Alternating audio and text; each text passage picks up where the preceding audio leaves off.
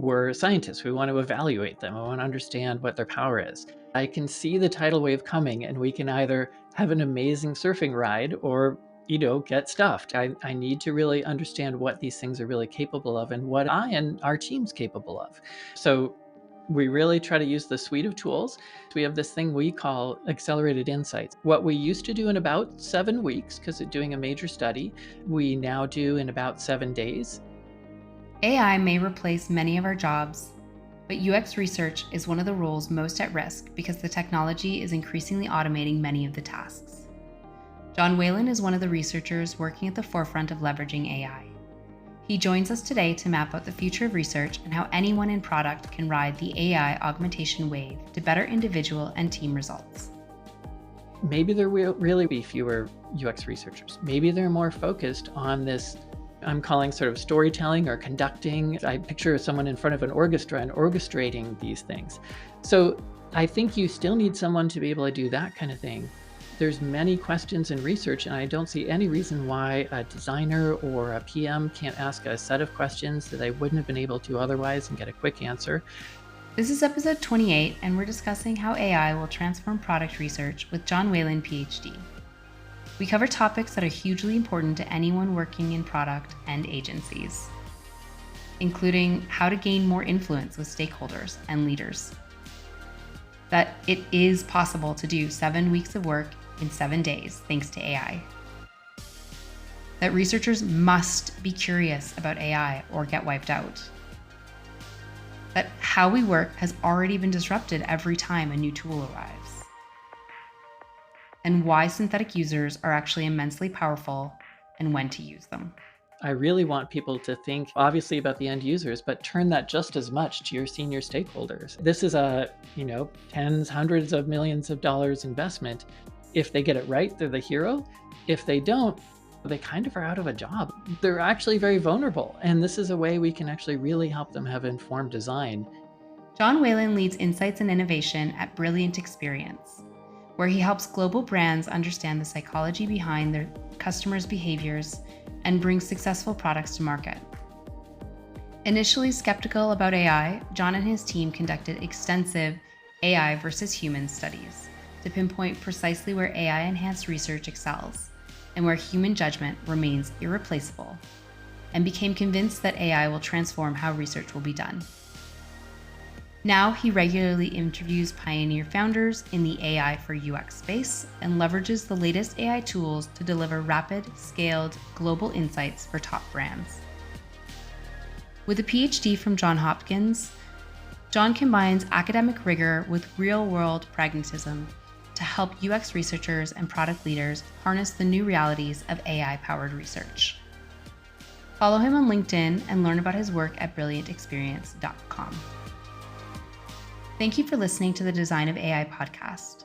We provide a pragmatic and practical deep dive into what AI can do and how it's transforming industries. We help designers, researchers, and product managers excel in a rapidly changing future. If you find this strategic content helpful, make sure to follow us in your favorite podcasting app. It also really helps us if you leave reviews. We're on a mission to collect examples of how you're using AI to elevate how you work. Share your examples at designof.ai. Welcome, John. So 5 years ago, you wrote a book called Design for How People Think, using cognitive science to build better products. You wrote that UX is much more multidimensional and multisensory than we'd all expect. Can you tell us a bit about the 6 minds of UX concept from your book and how we should be applying it? Sure. Well, thank you so much for having me, first of all. I think you all know implicitly, but we have to remind ourselves is user experience isn't on a screen, it's in the mind. I saw a long time ago how our experiences could be so much better if we really thought about the psychology of it. So the 6 minds is to get you thinking about all the dimensions of this. So there's things that you might not have thought of first, like wayfinding. How do we find our way around, especially in a virtual or digital world? What's really drawing their attention? What's their Where's Waldo of what they're trying to find? What's their frame of reference? When we talk about happy hour, you could imagine a very fancy place with neon lights and so on, or a bar with honky tonk and a beer. So what's their representation of what they're expecting and the way they think something is going to work? What's the language they're using? So are they talking about, oh yeah, there's a clunk in the back, or I think that the second bolt from the catalytic converter has a problem, so that means they might know a little more about cars. What are they really trying to decide, and what really matters to the most, and what emotions are wrapped up in this, even if it's a B2B product. So I think all of those together were a subset, of course, of the sophistication of our minds, but very different processes that all together produce an experience. Great. And can you share a specific story of how you've applied these principles to help a client really understand and get a frame of reference for how to apply these principles? And I'm going to go back just a little ways, but because it's relevant to today. So there was a project we had in about 2017 that was for a group called Videology. It's been since acquired, but they had one of the very first AI tools. In this case, it was for ad buyers. So you had to buy, various video ads for, say, GE, and you'd think that that was a very mundane process, and they had machine learning to optimize it. So it all made sense. Well, it turns out that was a hugely more complicated, and the reason I came in was because folks were so used to. I have an analogy. If you think of a outdoor motor on a little fishing boat, you've got to like squeeze the gas, then you open the choke, then you got to pull the thing, and then you probably have to bang it on the side because it's old, and then try again. Anyway, what we were giving them was an auto button, just like on a modern car now, where you don't have to turn the key. And people were so used to all the ways they had to finagle to get great ad buys and move the levers, and they felt like that was really their role. And when we gave them just, what is your target? Okay, I'll do it for you, they had a sort of heart attack, and they were like, you're going to steal my job, you're going to what am I going to do, what's my role here? And so it was so emotional, even though it was about ad buying in an ad agency or in a major corporation. And so we really had to learn, what was their decision making process, what were they expecting to find, what was the language they were using. And we actually built back in some tools so they had more levers and felt like they had more agency. And so it was such an interesting case where actually it was probably optimal when they didn't touch it. And really their goal was to be strategic. And they didn't see that they were being just as strategic on this sort of high level way as they were like negotiating with each group and getting just the right ad buys. It was a lot like today, in that we're about to have these things do so much for us. And when do we want agency and when don't we? So I thought that was relevant to this. So yeah, we really had to think about, what was the language? What decisions were they making? What were their emotions? How did they think the experience should work? What were they paying attention to? So really those six minds kind of played a role. It's such a powerful story because right now, every month, there's so many new products coming out. And functionally, under the hood, they almost do the exact same thing, but the look and feel of each of them is very distinct in many respects. And it makes me wonder if design is going to change in a big, meaningful way. You're ultimately someone who loves to understand the brain.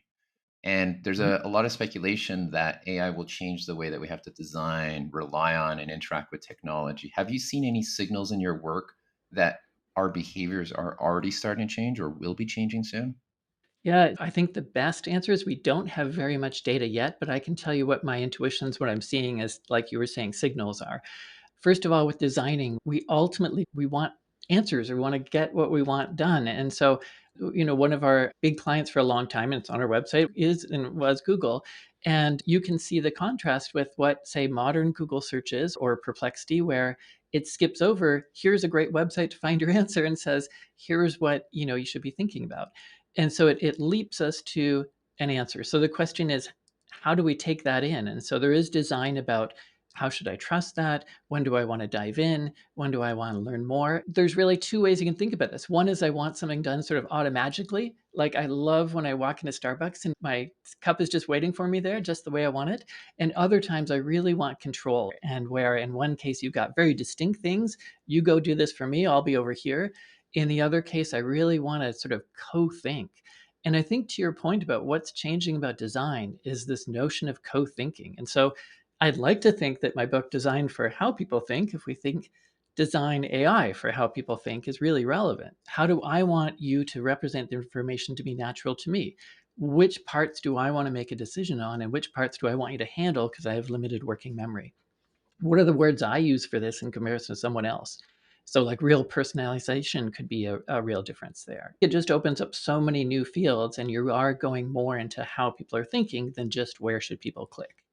You bring up a key point here, which is you use the word personalization. And I feel like personalization has been really co opted by the marketing field to be about how we Right. talk to you. But it feels like now, because design is being taken over by these automated tools, it actually is the look and feel and interaction model that we serve to you. Like you said, these levers.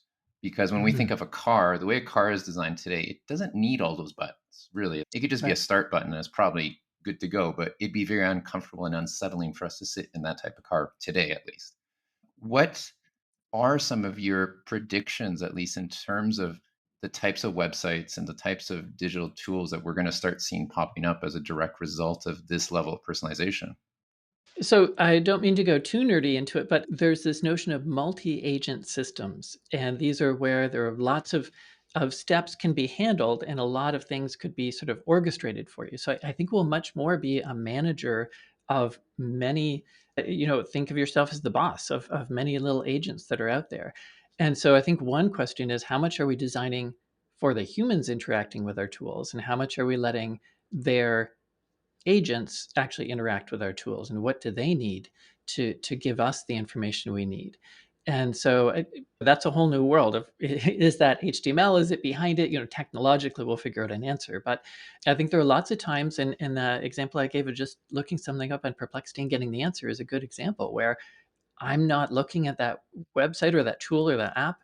I'm simply getting an answer. And so I think that drawing from all those sources could be really interesting.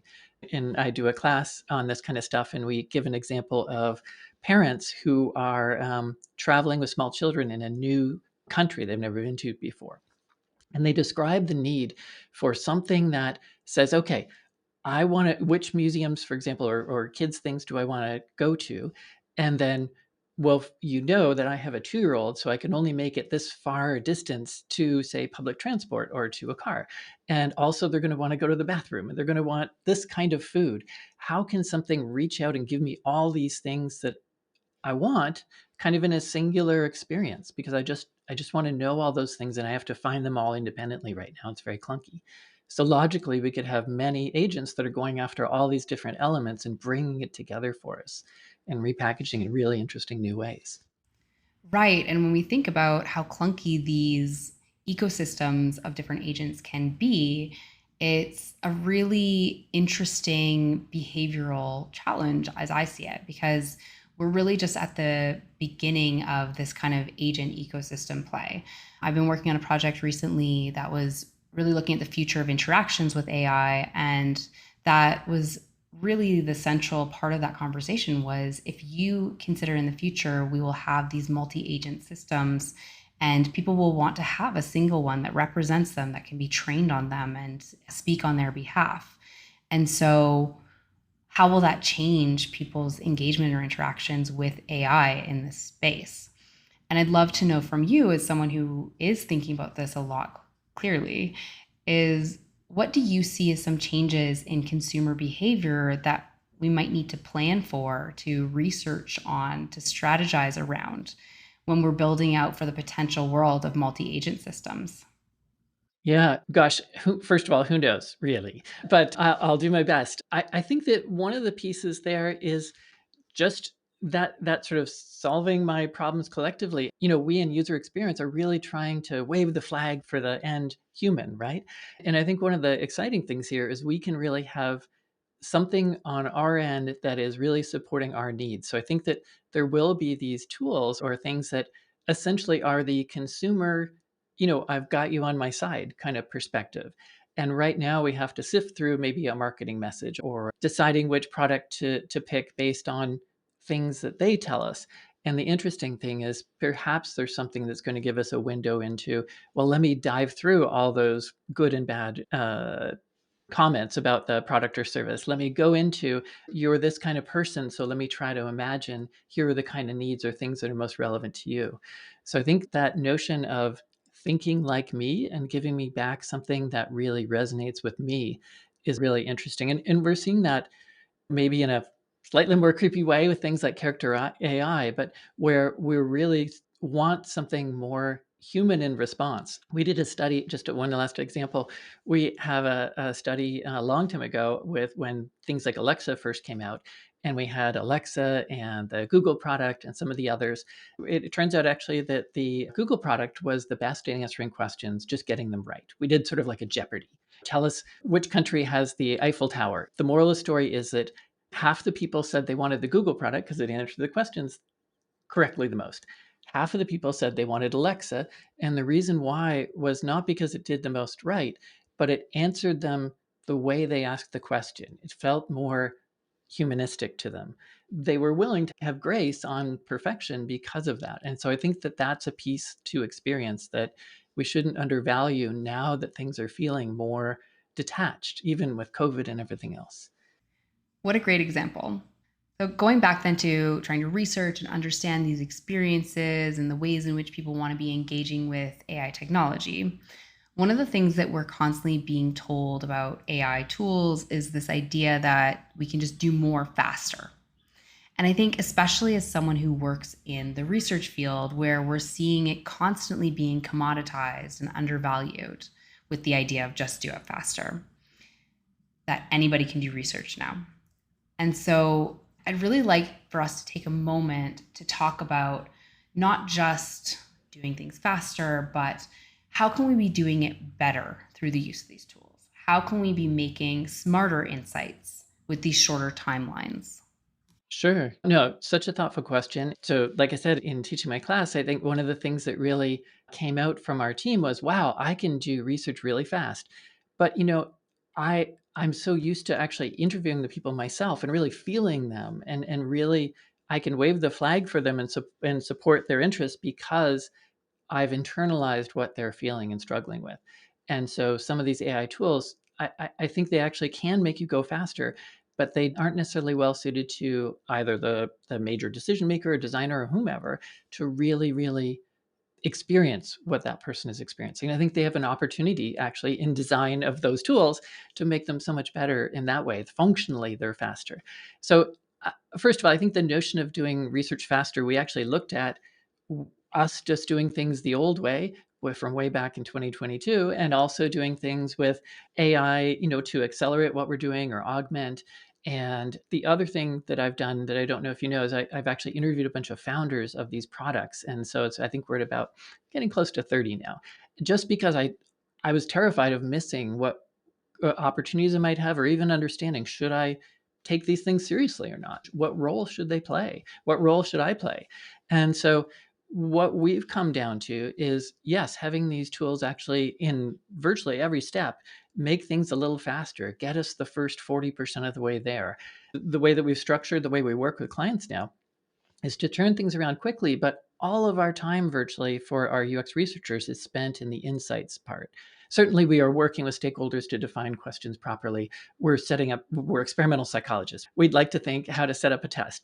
But I think that really the goal there is us going back and doing that old school diving into the research. And actually, some of the AI tools help us to go straight to this is what the AI tool believes is an insight. Great. Let's look at those source things that created that.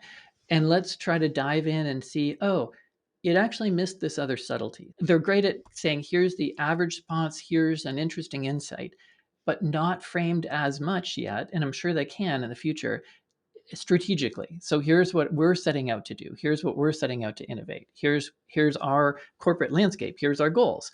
All those things are not coloring the way it's focusing. And so we still need humans not only to find out about the humans, but secondarily to give it that lens.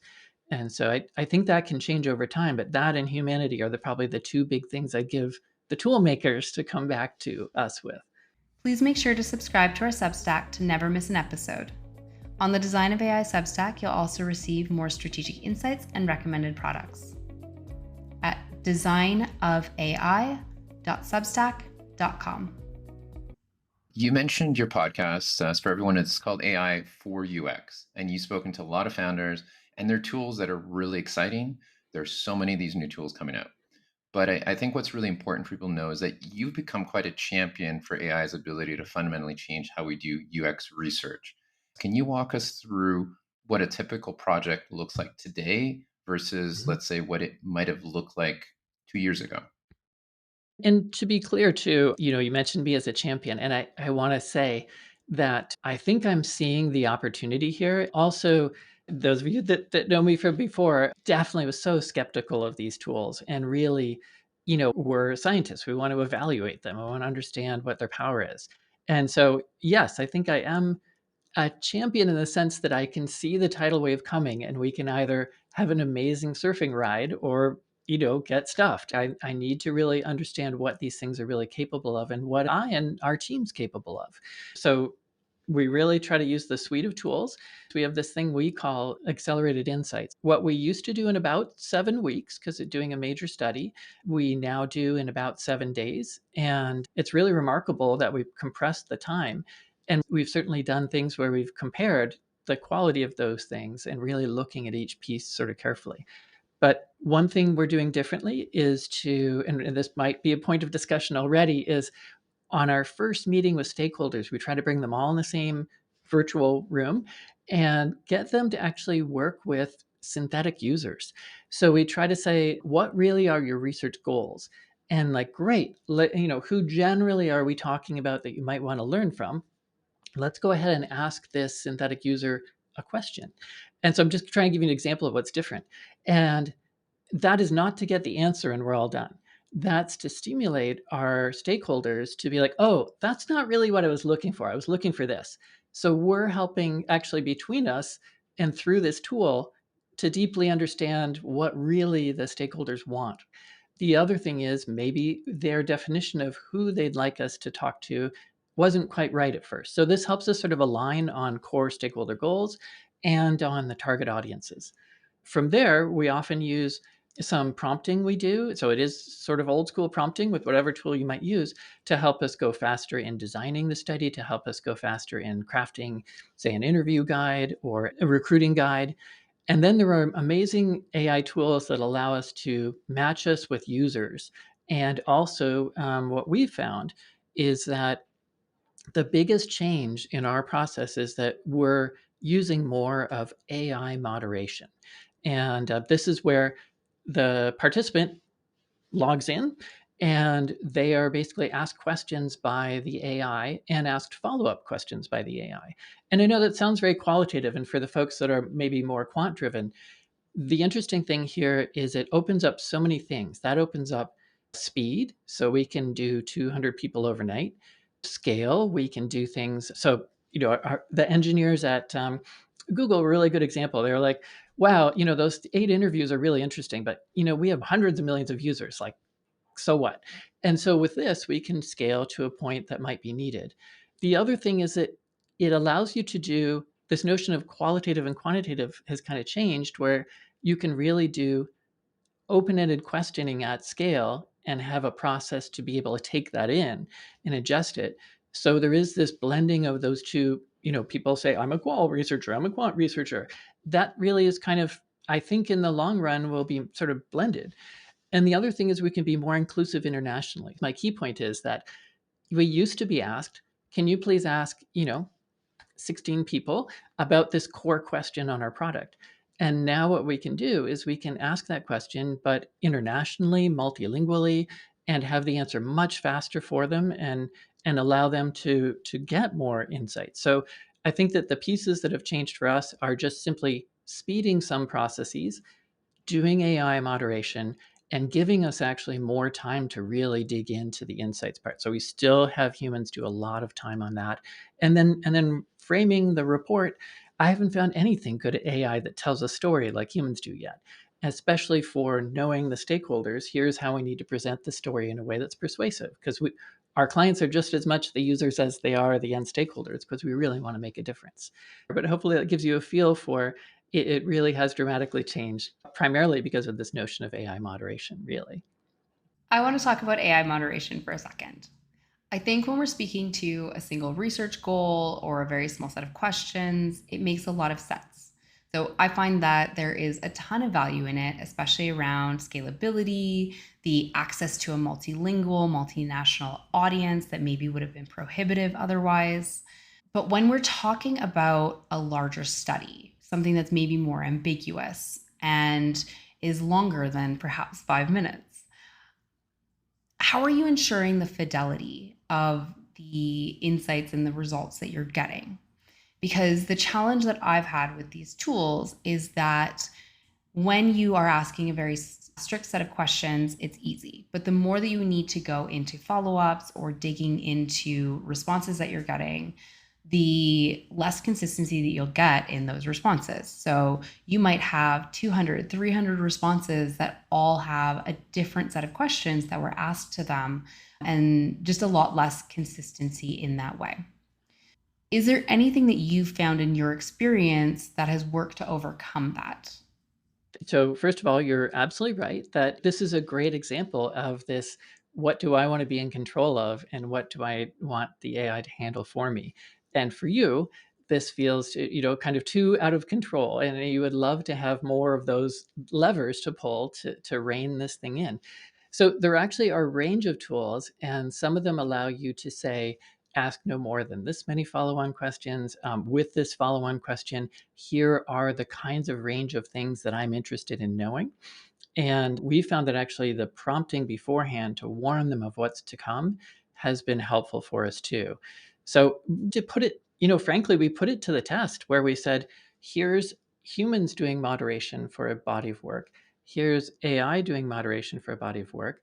What are we finding as the core insights? And they were so similar. And I mean, I think I do something with special sauce that as a human, I can outperform. And there are definitely use cases where absolutely I don't want to use this at all. And I think you're right that this is a nice subset where there's a specific question being asked, it's fairly well framed. We're not talking about a whole process. We're not talking about just in generally, how do you live? It's sort of narrow in focus. That's really its sweet spot. I think you're right. And also, when we do our class and other things, when you test it yourself, you know that, hey, I answered the question that follows on. So can you answer the question again? And you're like, what? And so I agree that that is imperfect and flawed, and it's not as elegant as a human might do. I guess the way that we try to work with this is, first of all, we always are doing a sample ourselves. So the humans talking to humans. There's no doubt that we do a subset like that. Chinese isn't my forte, so I might not interview those people in specific, but we try to get someone who can. And so, first of all, yes, always have a subsample of humans to humans. The other thing is that this can be much more iterative. Suppose we could do 200 interviews. Why not do 40 and a subset, and then say, oh, there are these interesting things that popped up. Maybe I as a human will interview to really learn more about those, and then let's do this follow on. So it almost becomes sort of 5 micro studies rather than one giant one. So I think that that's one piece, is just making it manageable from that perspective. The other is learning how to be really good at pulling data out of these AI analysis tools, which we can talk about too, which are, they're not perfect and humans can outperform. So how can they augment our performance as opposed to anything else? I think that it's easy, really easy with some of these tools to over rely on them. One of them, for example, I'm wondering, does a wonderful job of saying, here's the question that I want to ask. Here's the kind of people I want you to talk to, and it develops a plan, and it has a way of doing recruiting itself. You can basically say hit go, and then suddenly you get answers. And so if you were unquestioning with that, that could be bad. There is a real danger for our non-researcher friends, so our PMs or our designers. I think there are awesome ways that you can get insights you wouldn't have before, but I am training everyone in my classes to go in and look at the actual video of what, there was this, it claimed there's this point. Let's go watch subset of those videos and understand, was it on the mark or not? And for that matter, you're just experiencing the raw data yourself. And that's really important too. I'd say that compared to Brittany, I'm a little more neutral in terms of whether AI is good for research. And a Hmm. big part of it is when your students actually posted a study for Wondering, and I participated in it, and the tool is actually Oh, wonderful. cool. Hmm. And the thing that it started raising in my mind is I think that we are a little over nostalgic on how research is done. And we assume that doing it the classic way is the best way. But we keep forgetting situations like this. You gave the example of speaking to synthetic users as a way to pressure test a study. That's no Hmm. different than going out and recruiting someone on the street, bringing out into a boardroom and drilling them with questions. You don't know the quality of that participant. You don't know how reliable they are. You don't know how biased they are. It's the exact same problem as a synthetic user. Equally so, if we're a large multinational, we'd probably be working with some recruiting company where you don't know the quality of their list, who then might be working with a research vendor on the ground, where again, the quality of their answers is inconsistent, or the questions being asked are inconsistent. So, to me, in many respects, AI is only amplifying the quality and the diligence of the study and the people using those tools. And if those people don't have core principles of their own, the AI will only enhance whatever those are. So Yeah. I'm neutral, and I think that's where I have to sit on it Mm. because thus far I have not seen AI deliver the value beyond scale yet. But every time I look at one of these tools, I'm blown away. So it leads me to my next question here, which is which are the AI products that you feel are the most game changing right now? We've studied tools for study design, tools for, I think, really this combination of being able to do reasonably high fidelity recruiting in multiple countries in combination with having AI moderation. Just to give you a sense, like, why is that a big deal? Well, there are two things. One is you don't rely on when I sleep and I don't. The people no longer need to be scheduled in the scheduling and rescheduling, blah, blah, blah. We don't need to rely on them being in speaking a particular language. And so I think we can be so much more inclusive in it. The other thing that I see very pragmatically, and I love doing great high fidelity research studies. I mean, I got a PhD. I love that stuff. But I think that pragmatically, there's so many times that PMs or major stakeholders have made a call and just not had really good data to make informed decisions. Well, let's give them something rather than nothing. And so I think that there are really opportunities. And just this notion of inclusion, even geographically, I think is important too. So recently we had a thing where how do people think about living with their pets and treating them and so on? And what's different between China and France and the US, for example? And we turned that around in like a week. And we never would have done that study 3 years ago because it would have been so expensive. It would have taken so long. And so these stakeholders got something they never would have gotten before. And we can debate like the level of fidelity, but they had zero versus something. And so I do think that's notable. Many people in my class and as I speak to, and even people who really get upset when they talk about, hey, you're part of the problem, getting this to be, you know, the AI taking over our jobs. I think it's coming whether I talk about it or not. But also I think it's fair to have this open question of what can they do that matches me or better and what can't they? And let's just be thoughtful in our careful questioning and not just taking it at face value and move forward. There are a lot of folks that are like, well, it's not like me doing the testing. Historically, we would go and meet people face to face, and suddenly we felt like in the old school, I'll date myself, WebEx was, oh, you can do an interview over WebEx? Of course you can't. You can't feel them, you can't see their shoulders, being nervous and everything else. We're coming to a place where we're learning to accept a new way of working, and it's hard for all of us to adapt. As every new research technology came out, it was criticized and considered a poorer form of the craft than the previous one. Right. So think of insights folks. Many of them are like, you will not take away this Qualtrics from my hands, no matter how hard you try. It lives and breathes with me. And I'm sure there were folks that were like, if we don't mail them a survey and get it mailed back, it's not the same. And so someone doing something on their phone, well, how could that be the same? Having people do a video diary. Well, we're not there to videography. So I, I think you're absolutely right. And that was kind of the point I was trying to drive to. Okay, so let's circle back. What are some of the tools that you recommend Mm. people explore? Because there are so many. You mentioned Wondering, and when I saw it, I was, wow. I told Brittany immediately, this is going to change intro baseline research because it is so effective at getting you easy, quick insights. Not deep insights, but easy, Yeah. quick insights. I just want to say one thing though, is I do think that tools like Wondering are amazing, but they really do underpin the need to know what you're doing because they Mhm. represent themselves as though it's so easy for anyone to do. Put in a prompt, we'll build the whole survey, the whole study for you. But it doesn't work that way. It's like it creates this study for you that no human would know how to answer these things, right? There still is this massive underpinning of needing to have a properly planned approach to how to use those. And I would say almost we need to have a new way of thinking about how to use those tools. And I'm certainly not disagreeing with you, Brittany, but keep in mind, think about going from ChatGPT 3.5 that we first kind of were all introduced to really a year later, what was available.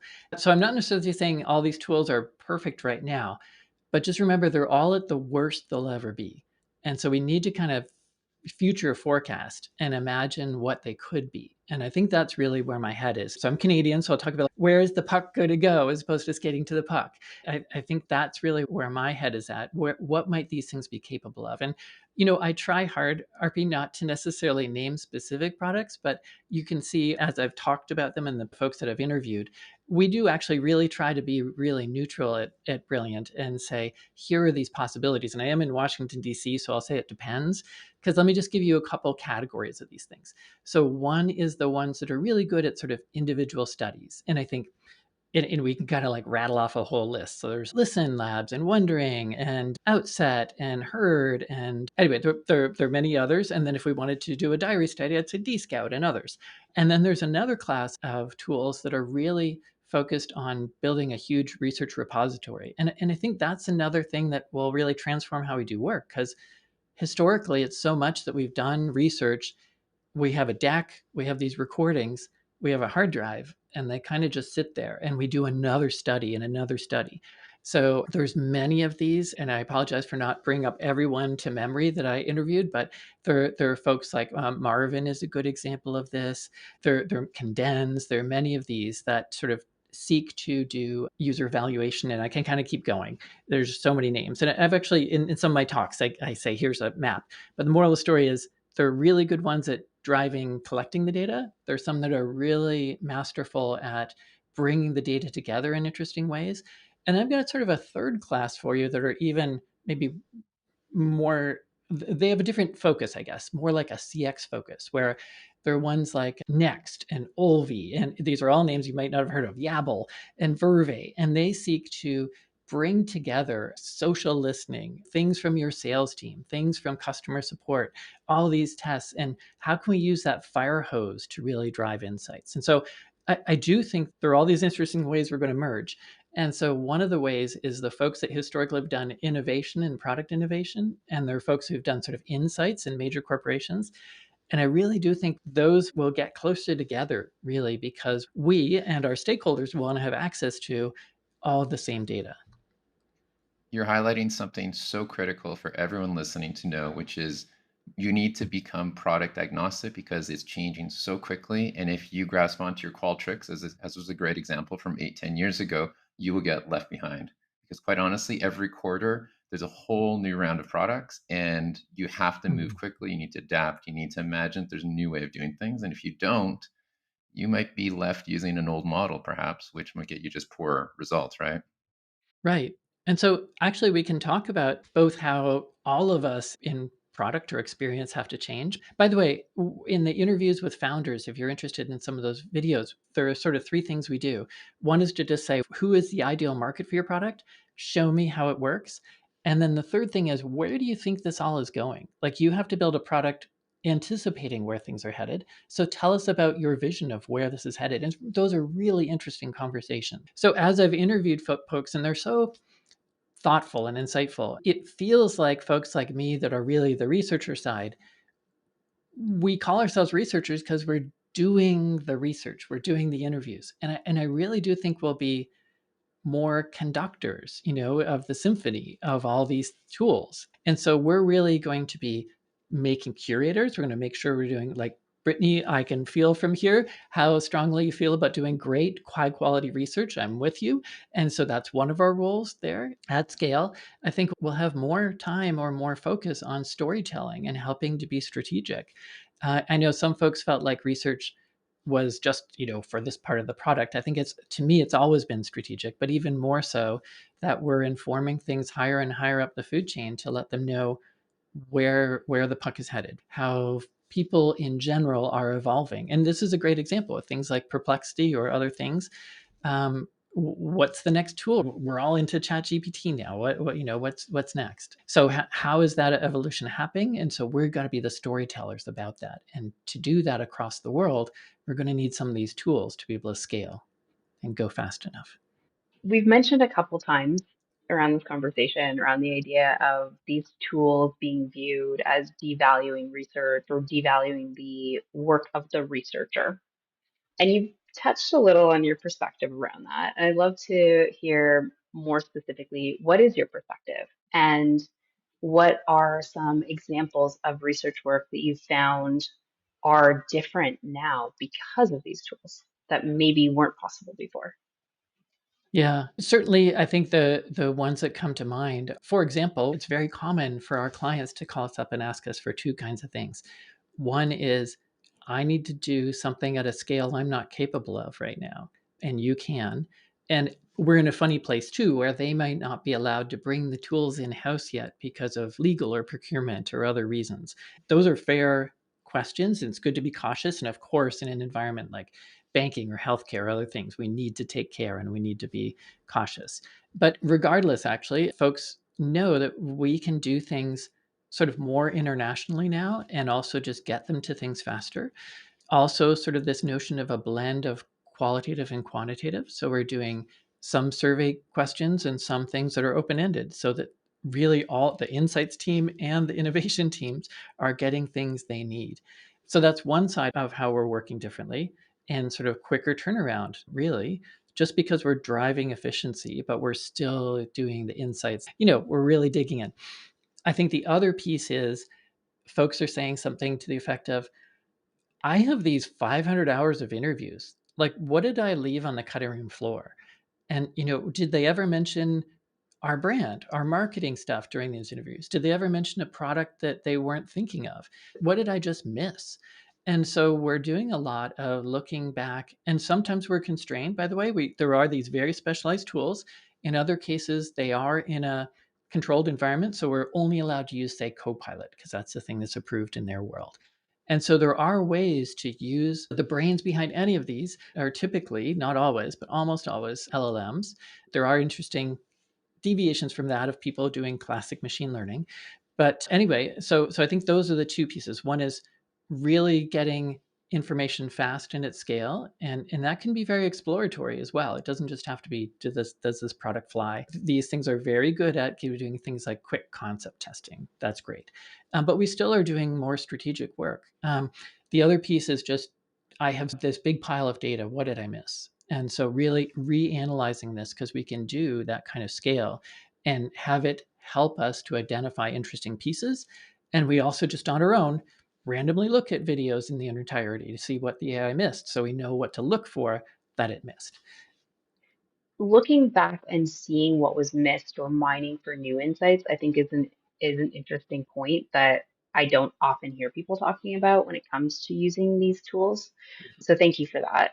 I also wonder, and I'm guessing that a lot of people who are listening to this would also be wondering, do you have any guidelines or sort of pillars within your team about when you believe it is appropriate to leverage AI and when you recommend not using AI? Let me give you a great example where it's terrible. So, when we're trying to deeply understand a complex process, so when folks were building the 3D models for a new Caterpillar big dump truck, for example, and they had to do CAD tools, and there was the engineers, and there was the materials science people, and so on. We need to know the culture there. We need to know how many people are working together. We need to understand at this point, there's this decision. At this point, there's this decision. That's not something I can get the AI to do. I have to be there and understand the culture. And we worked with, it was such a fun study. We did things with pet parents. And so I had to be there and say, literally, where do they keep their cat treats? How do they actually feed the dog? Do they actually use the scoop that came with the stuff? Have they ever read the label? Do they even know where the label is?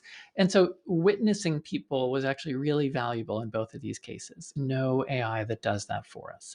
So, first of all, I think in that very investigative, learning about a new world or learning about maybe a whole new group that could be a potential for client for our products or services, that sort of really exploratory. I would say it's not a good use case in general. We also tread lightly on, like you said, when tools provide us, here's what you should ask, or here's what you should do.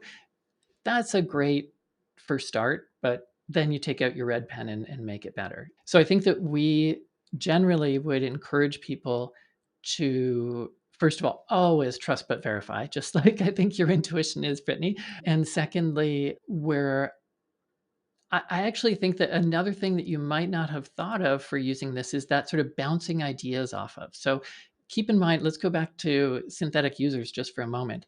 That can be useful not only for a representation of the end audience, where it's simply expanding your thought. I hadn't thought from that perspective. That could be a perspective I should investigate with my users. And I've saved, you know, interviewing a user to figure that out. And I can maybe get a little further faster. But the other side is there's a great book called, sort of I don't have the title perfect, but the sort of user researcher team of one. And it's a really popular. And for those kind of folks, having another virtual researcher they can bounce ideas off of or say, what do you think you found? Or what else would you have me explore? That sort of, or for that matter, imagine yourself as a brand strategy expert. What are you seeing in this data? Imagine yourself as a process optimization expert. That's not me. What are you seeing from this? And those things just might inspire further investigation. If that's not taking it at face value, that's expanding your thought pattern to be more inclusive to all the things you should drive value with. So, anyway, I think as a thought partner, it's an interesting one. What you're describing in a lot of ways is not necessarily research. We're talking about insights and strategy in many ways. Mm-hmm. And that requires us to zoom out a bit and think about product orgs and the entire org as a whole. AI seems like it's going to radically shift what those roles and responsibilities are going to do. It's going to probably hybridize some of the roles. More people are going to be capable of getting the insights necessary to avoid bottlenecks. I'd really love to know, how do you believe orgs should evolve, and how do you believe they should be trying to leverage AI, better understand the psychology of users as a whole? Yeah. Wow, what a were I to know the answer to that, right? That's awesome. So, but I'll do my best shot at least giving you food for thought. Now that we know we can do things faster, we can do things at scale, we can do more iteration and concept testing faster, we can look at scaled data, it actually suggests, at least in, and I promise to come back to precisely your question, but I want you to rethink even the notion of research, that we might really be curators of constantly evolving of collection of knowledge rather than being one-off kind of studies. And as a result, that means that maybe the product people have more access to, or really anyone has access to all these insights that they're seeking. They might still need a specialist to say, what does this really mean? Dive into this more, get me more insights, get me more subtlety to help me understand the segmentation here in the way people are thinking or working. When I ask my AI these kind of things too, so I really encourage people to do, they call it meta prompting, where you say, I want you to help me build a prompt to solve this problem for me or answer this question for me. So I'd love you, RP, to essentially do that for your question and see what it comes up with and then run that prompt to see what it gets. When we did this in our class together, we found that it predicted, and this is an AI and it doesn't know, it's not conscious, but maybe there really will be fewer UX researchers. Maybe they're more focused on this, I'm calling sort of storytelling or conducting. I picture someone in front of an orchestra and orchestrating these things. So I think you still need someone to be able to do that kind of thing. There's many questions in research, and I don't see any reason why a designer or a PM can't ask a set of questions that they wouldn't have been able to otherwise and get a quick answer. Let me go back to these controlled environments like healthcare. Some folks are like, oh yes, I'm only allowed to use Copilot. Well, is that all they use? Never. They're always using other things just outside of the controlled environment like they're supposed to. I think in the same way, our PMs and other folks are just going to use these tools, whether Brittany and I will lose sleep about it or not. In that world, what are the best roles? And it's really interesting that having folks come together from a sort of anthropological or humanistic perspective, from a what are we capable of building perspective, and what really is our strategic spot in this industry to build an experience? What would be valuable to consumers or our end target audience? Historically, there was a notion of here's an engineer, here's a designer, here's maybe a researcher, and here's a PM, and go. Historically, researchers are very happy in some respects to be the gatekeeper and have you like, oh, hold on, I'll tell you the answer. Let me go back to my magic sauce over here. That's just not going to be true anymore. So, It's sometimes fun to speculate about the future. And one of the places my mind goes, and I hinted at this earlier, that we're going to be tool agnostic, which means we won't have those big mm, repositories that we used to.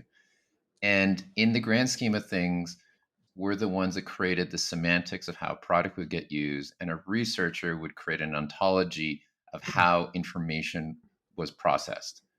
But the more control we give over these tools and platforms, we might lose track of the longitudinal knowledge building and knowledge keeping in many respects. So it'll be interesting to mm, see, both in a dystopian way where every study is going to happen distinct and forgetting what happened before, versus ones where researchers move into knowledge keeping and knowledge building capacities, where an organization, let's take a big one, let's take a ServiceNow or Atlassian, where they have these mm, knowledge keepers and they can keep referring back, and they have synthetic profiles of that knowledge, and they have personas built as PRDs. There's a level of sophistication that research and data can go to now with these tools that will far surpass anything we could ever imagine today. And that to me is amazing. But on the complete opposite end, we could lose sight of everything we've ever learned as an organization. And when we look back the last 3 years, the number of layoffs, there's so much knowledge that just went sure. entropy up into the sky. And it's kind of scary both directions in many respects, but there'll be researchers like you and Brittany who will see this new path forward, and there'll be product managers who see this new path forward. And it'll be fascinating to see what the future holds in many respects. I mean, I think the hardest are the folks that are like, the gold for me and what really drives me in the morning as a researcher is to go and individually interview people. And that's the thing I love more than anything. Those people, I'm sorry, I love it too. And I remember I can tell you stories about someone I interviewed in 2013 because they really meant something to me and I really felt for them. But we'll be doing less of that. And we'll do a little more co doing this. I think that our PMs and our designers and everyone else on our team, whoever they might be, will really experience this more with us as well. Lastly, RP, you mentioned this notion of a synthetic representation of your audience. And one of the things that we can do today that you just couldn't do a year ago is so Verve. I'm sorry, there's so many tools with unusual names. This is Video Survey, Verve. They are one of the real champions, along with Yabble, which always makes me think of Flintstones, but that's okay. Verve allows you to have agents and have them either do things in sequence. So imagine people who are insights experts, branding experts, so on, and do a path. So it could do that. But you can also have it where you represent, say, you've got 20 major segments for your Pepsi Cola product, and you want to know what all of them are thinking about this concept you've got. Literally, I've been driving in my car talking to a representative user, synthetic user, and it's just been interesting to hear that other perspective. And I'm not saying that actually embodies perfectly what the real humans are, but it allows me to do things in such an interesting way. Also, with synthetic users, we can ask them very strange and inappropriate questions in a normal interview, right? We can ask them, tell me all of the steps required to do this in a jobs to be done format, step by step, and it'll just kind of spout it out. You can ask about things like, what are your deepest fears that might stop you from doing this? What are the things that you're most concerned about that you'd never normally tell someone in an interview? So there are things like that that we can probe a little bit. And I'm not saying they're perfect. It's not that they have a perfect consciousness of the end represent. They don't have consciousness, but it's a way for you to dive a little bit into your imagination and sort of expand it, that are really so new. And we don't know how to use these tools right yet. We're learning. But That's a great reminder of things that are possible today that we haven't really thought about. I'd like to bring us back again to mhm, today and where we are and what we can do. And so when we look at how often people are actually using these tools right now, it's not really that well adopted yet. The majority of users have only ever used products like ChatGPT, Claude, Perplexity, things like that. And then there's a small group of us that have used just a lot of AI functionality, usually within products that they already were using. So like Dovetail, Photoshop, Notion, Mhm. Gmail, things like that.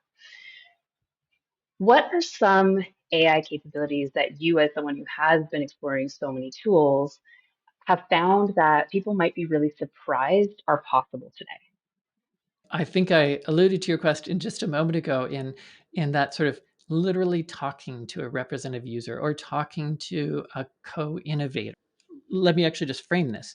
So in these kind of tools, so you can do this if you know enough Python or other things like that. But in a tool like Yabble or Verve, it makes it easy to say, I want these participants in my conversation, and I want this data set to be considered. So it's like retrieval augmented generation. As a result, you can say, from this study, tell me about your perspective on this brand expert. Tell me about your perspective on this, you know, I don't know. We don't want to just have age represented. One of the reasons I did the 6 minds is to say, think about people from the way they're thinking as a group. So that could be an older person and a younger person thinking the same way or having the same level of expertise and so on. But just to simplify, we could have here's the Gen Z perspective or here's the Eastern America perspective and talking to them. So that's just something I couldn't do in 2022 at all. The notion of agentic AI is one to the terminology isn't great. These are really, I guess, synthetic users. In Verve, you call them agents. When I first heard about synthetic agents and when they first came on the field, the initial reaction from people were like, this is ridiculous. We need real users. This is useless.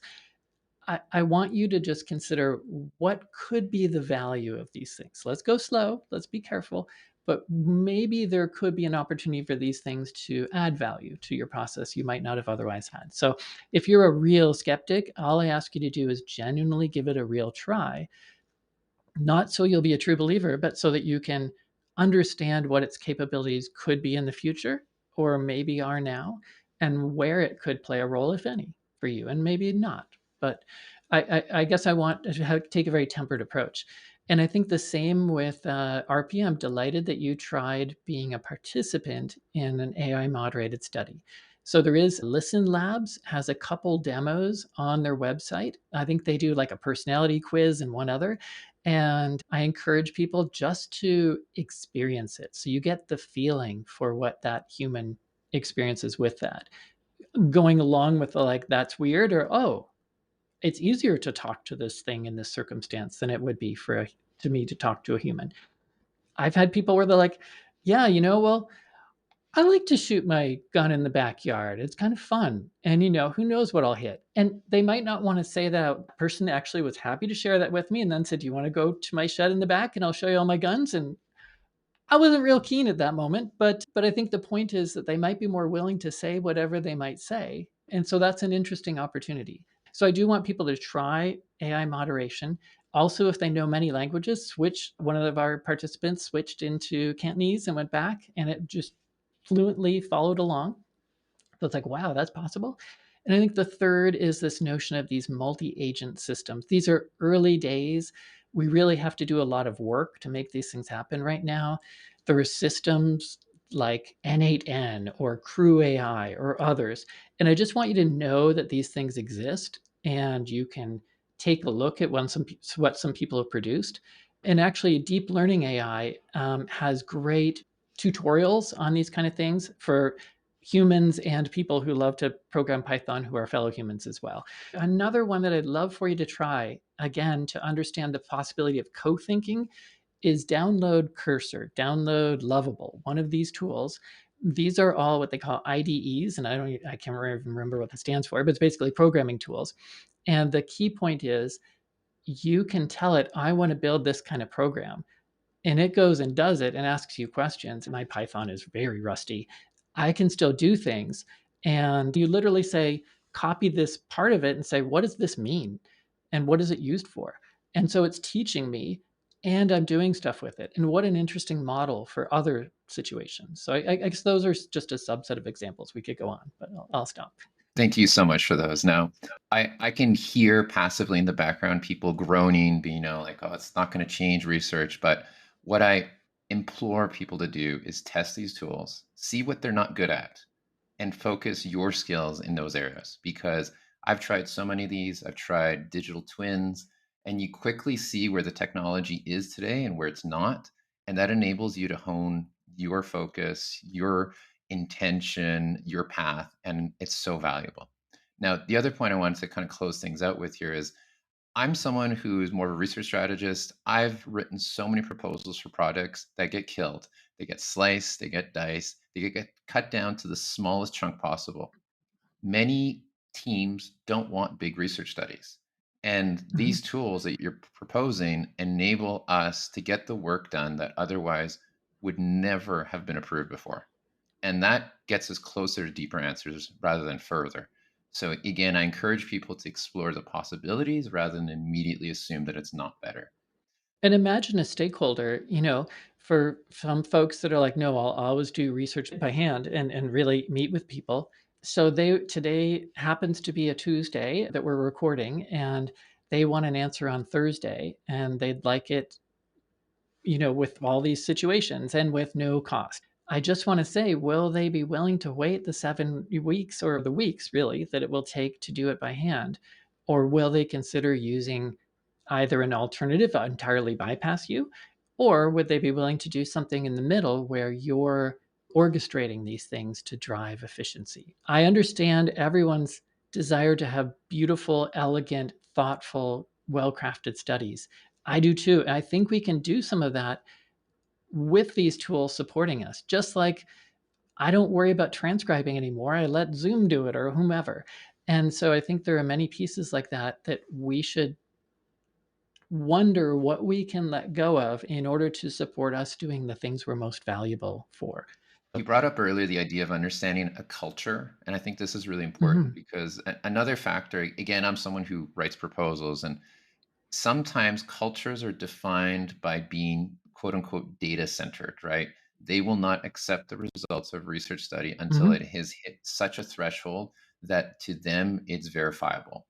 And it doesn't matter if you have 10, 20, 30, 40 in depth interviews, some of these leadership would not have accepted it previously. And these tools allow for this. I'm remembering a study where it was pitched to us, which is a major chip company. And they're like, I just need the sample of 100 people, and you give them the number to get 100 people, and it's obscene because to do it by hand Mhm. is so effortful, so challenging. It's hard to find the people, but we can actually do this, and this enables researchers to have a seat at the table and have influence that before they didn't, because they were considered the odd cousin who's like, yeah, they have ideas, but they can't back it up.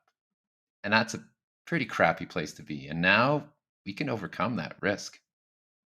And no, that's a really interesting perspective. I did my design for how people think book. I really want people to think, obviously, about the end users, but turn that just as much to your senior stakeholders. And I have sympathy for them wanting the several hundred people to be interviewed because often they're at a place where if they get this is a tens hundreds of millions of dollars investment. If they get it right, they're the hero. If they don't, they kind of are out of a job. Like, it's a very tenuous place where you're way at the top and there aren't so many positions for people like you. And so they're actually very vulnerable, and this is a way we can actually really help them have informed design and really support their needs. So we might even have more time to think about how we can design those stories such that it's more impactful on their decision making and really, really understand what they need to make a really good decision, which will help end users, will help your company, will help everyone. It goes back to what drives us in the morning as historically what we called user experience people or psychologists or whomever, is we want the world to be a little better for everyone. So it makes sense. John, thank you so much for your time today. This has been such a wonderful conversation. To close us out, are there any resources that you'd like to recommend to listeners who want to learn more about leveraging brain science and AI in their work? Mm. Where to start? I'll just selfishly say the things that we've produced that are waiting for you for free. But Brilliant Experience, we have our YouTube channel with all these interviews with the tool makers, and so you can see the tool, you can see where they think things are heading. I think that's actually really interesting. I get you to look at our AI versus human study on our brilliantexperience.com. Follow me or join me. I'd love to hear from your perspective and learn from you. But let me give you a couple people that you may not have expected me to talk about. So one is Chris Nossel. He's at IBM. And these people don't know I'm going to recommend them, by the way, but he's done a lot of stuff on sort of futures thinking and like even just sci-fi and what we can learn from it. This really thinking to a very different world and a very different future experience. These are interesting ways to think, and he's a really thoughtful person in that space. Another person who is younger than me and faster and bright, and I have to watch very carefully. Oh, she's probably well past me now. Is a person called Caitlin Sullivan, and she again doesn't know I'm going to recommend her here, but she does really good work in a very similar way to me in learning about AI tools and how they can help all of us in product and design. And so I do not have a corner on all the good knowledge, and I want you to know, here are very different ways to think and other possibilities. So if you want to come back and talk to me, great. But I want you to know about the full breadth because that's the way we can be the best at consulting and have people trust us. So Yeah, Caitlin, I follow Caitlin as well. She does a lot of interesting little tests and publishing about her experiences, which is great. So aside from the YouTube channel and your website for your studies, do you prefer that people follow you on LinkedIn, or is there some other way that people can best yeah, follow along with your thought I leadership and thank your you. I studies? think yeah, I think that really for now that LinkedIn is a great start, and I feel a little dependent on it, and so like on many of these platforms, we've got to find a way to be Uber platform. But yes, start on LinkedIn, and as I'd say, at least metaphorically, hunt me down there. Right. Amazing. And also for anyone listening, starting March 10th, John also has his Maven Masterclass all about how to use AI tools for research. So the last round sold out early. So if anyone is interested in that, I highly recommend that they get in touch and sign up for that soon. Yeah, it's eye-opening. It really is. Once you find these possibilities, you're like, whoa. And so we had such a great sort of whoa moment in our class when we got to that level of synthetic users and other things. So they're not perfect, but it's a different way to think and work. Thank you for listening to the Design of AI podcast. We provide a pragmatic and practical deep dive into what AI can do and how it's transforming industries. We help designers, researchers, and product managers excel in a rapidly changing future. If you find this strategic content helpful, make sure to follow us in your favorite podcasting app. It also really helps us if you leave reviews. We're on a mission to collect examples of how you're using AI to elevate how you work. Share your examples at designof.ai. This episode was hosted by Arpi Drag-Figueredo, founder and principal strategist of PH1 Research, and Brittany Hobbs, VP Insights at Huge.